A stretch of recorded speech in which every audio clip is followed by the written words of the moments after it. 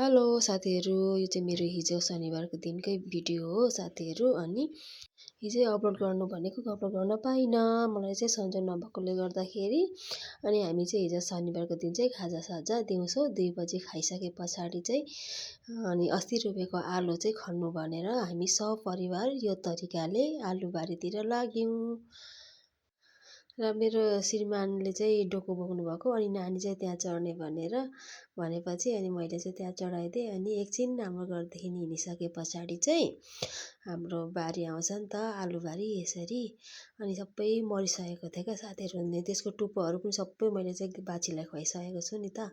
अनि हामीले चाहिँ पालै के अरे खन्न थाल्यौँ।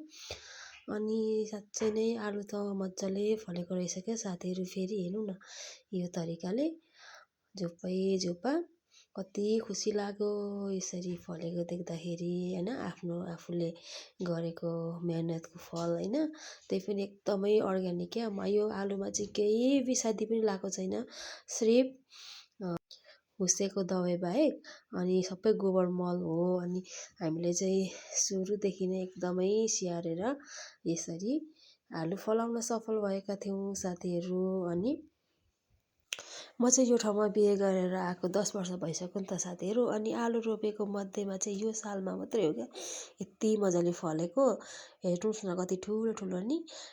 हुन त तपाईँहरूले पनि सबैले फलाउनु भयो होला आलु होइन। अब किनभने आलुकै सिजन छ नि त अहिले चाहिँ। तपाईँहरूले पनि फलाउनु भयो भने यसरी नै भिडियो बनाएर देखाउनु होला। Thank you for watching.